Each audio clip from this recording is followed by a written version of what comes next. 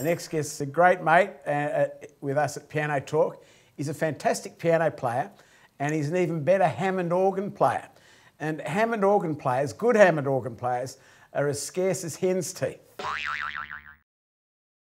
His name's Robert Barbarossa. How are you, Robert? Good, Peter. How are you? Lovely to meet you. Yeah. And I've just seen your CD. There we go. How long ago did you make this? That was 2008. Got some great songs on it. Yeah. And on the organ you're playing? It was, yeah. It was on the, then the XE200, Hammond's XE200. So it was an orchestral organ. It was fantastic. A combination. And did you do it here? Yeah, it was here. It was actually here as part of the Live at Bernie's. Same audience? Yes, yes, similar audience. That's yeah, very much. Yeah, it was wonderful. Yeah. I noticed you play Rhapsody in Blue. Yes, yeah, absolutely. Now, it's a 16-minute piece. Do you do the whole thing really fast or just pick bits? No, I take themes, main themes out because it's obviously an enormous piece of music. So for this sort of performance, it's wise to actually take some of the main themes and obviously come together with a nice arrangement. Yeah. Fantastic piece. Do you prefer the organ? I've seen you play organ. You're very good. And wait till you see this piece a bit later, Nightbirds. It's fantastic. But you actually do prefer organ to piano because that's... Yeah, very much. Nothing. The piano is wonderful. I think both instruments, keyboard instruments, they're both keyboard instruments. You studied piano at the chief study, did you? My chief study was classical organ, but piano was a second instrument. You had to have a second instrument, and obviously, you know that. But they didn't teach you the jazz. You picked that up yourself. That was. I had private tuition with a number of really marvellous teachers, and that took me through contemporary organ and modern organ, and that obviously then introduced jazz and a lot of other styles and genres of music through organ, and that was wonderful, a wonderful experience. Yeah. And a friend of ours, Adrian Scott, who you know very well, came on the show a couple of weeks ago.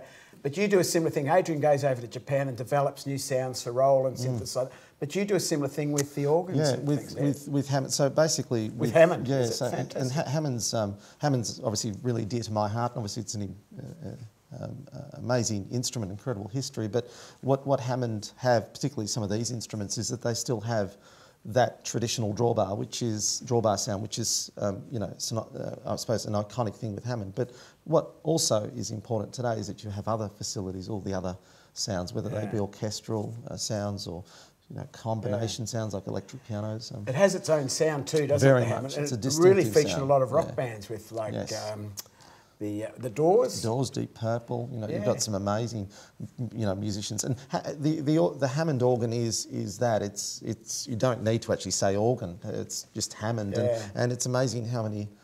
Indirectly you hear that sound, you don't realise, but there's actually that sound underlying a band, or for sure. Whether it be rock or jazz or standards. Yeah.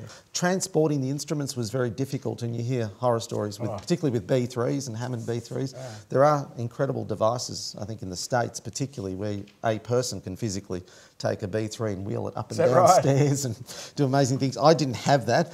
We were lucky to sometimes have carriers do this for us, but there was a funny story where we had a carrier transport an instrument to the Victorian College of the Arts, and I was there for an audition, and I was being auditioned by two amazing men, and this instrument, one of my pieces was a classical piece, and it was actually the overture to the Barber of Seville, and it was the instrument was delivered and sent to the vocal department, but I was not singing, I was actually performing piano and keyboard studies.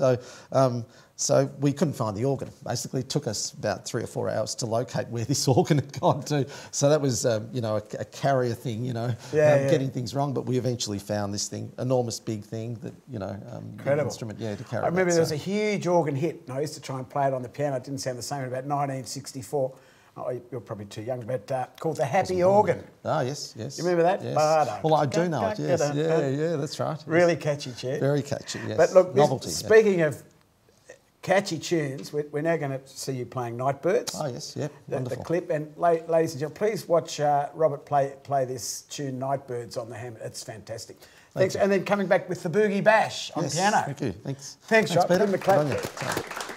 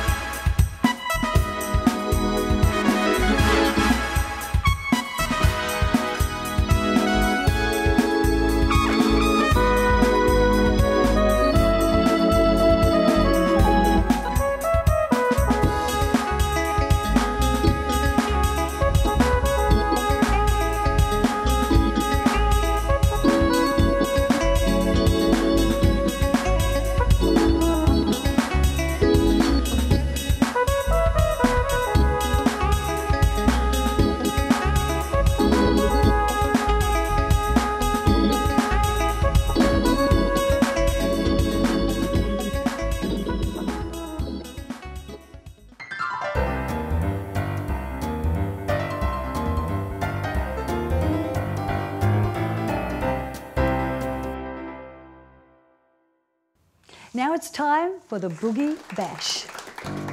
Here's Robert Barbarossa with the Boogie Bash. You ready, Rob? I think I am, yes.